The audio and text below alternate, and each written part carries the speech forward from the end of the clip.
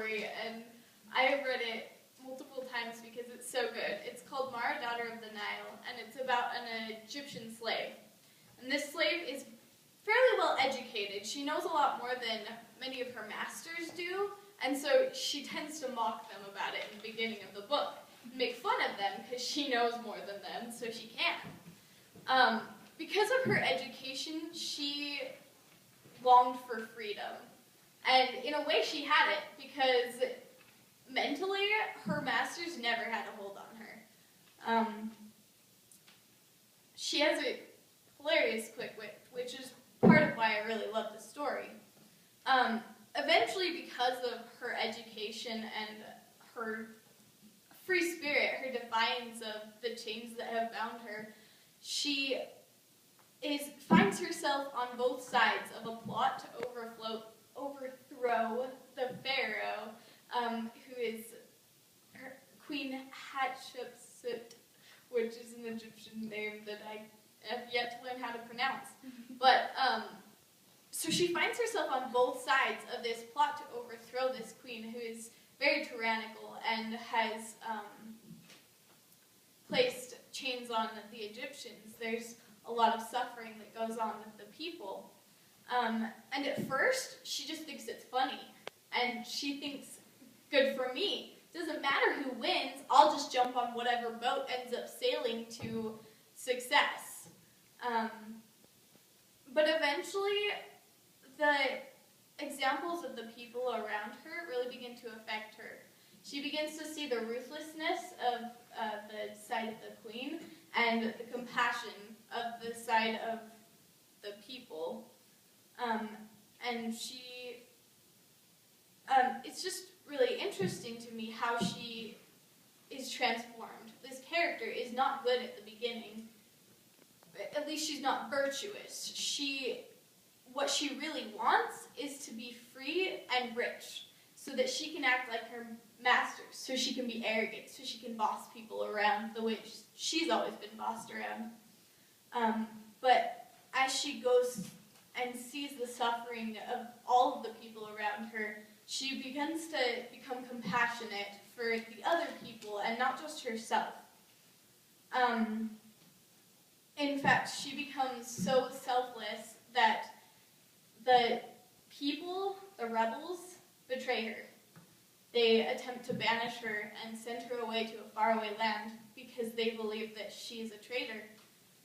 And despite this, despite being betrayed by a character that she loves, she chooses, she has the attitude that she would rather die at the end of the whip of the queen rather than give up their secrets, so that the people that she never cared for before can be free. This is incredible to me. She always had her freedom personally because she never allowed the mental chains to come over her. But when she added virtue and compassion and selflessness to that freedom, she ended up freeing a nation. That's incredible to me. And I have to know what I'm thinking right now. How to find my notes. This is incredible to me, and a huge part of why she was able to do this is because she knew. She was educated. She knew more than the people around her who were her masters, and because of this, she knew that she could be free. And education is so important.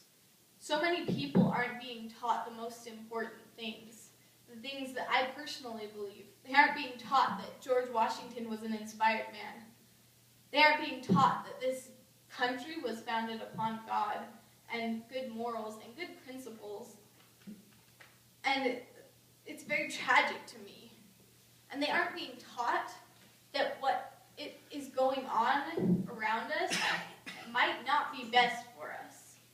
And without education, without knowing that you're in chains, you can't fight it. If you don't know that you're a slave, then how can you know that you want to be free? I feel a little bit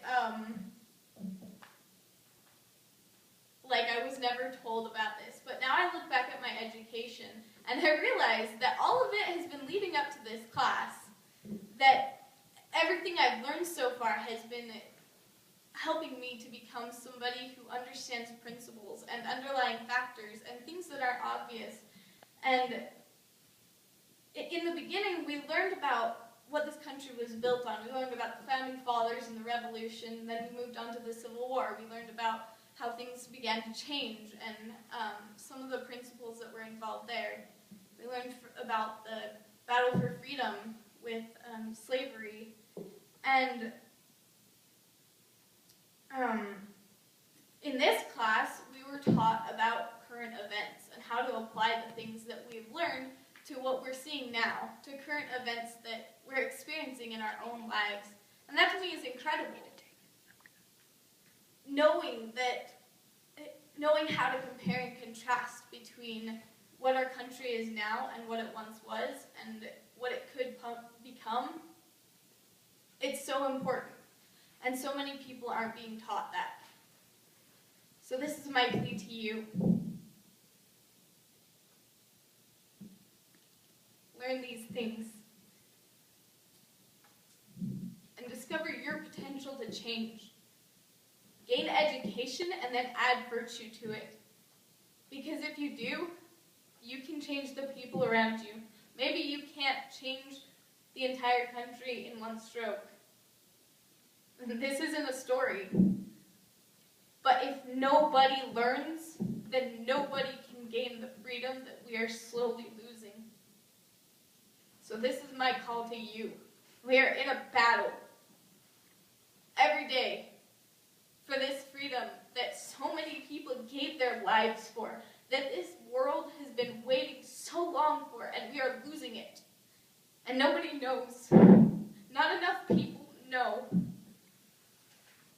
But you're here right now, and I can say this to you. You need to know. Good people need to know, and they need to stand. And maybe just the people in this room can't change it, but I'm one person, and I'm talking to all of you right now. And if every single one of you went and learned and got educated on the things that are going on right now and then taught other people, that's hundreds of people, just from the people in this room alone. I'm not asking you to believe what I believe. I'm not asking you to vote Republican or Democratic or whatever. I'm just asking you to know. Get up, read what's going on, and read what the Founding Fathers read. Read classics, read about principles so that you can form an opinion on what is going on and know what's going on. So you can take a stand.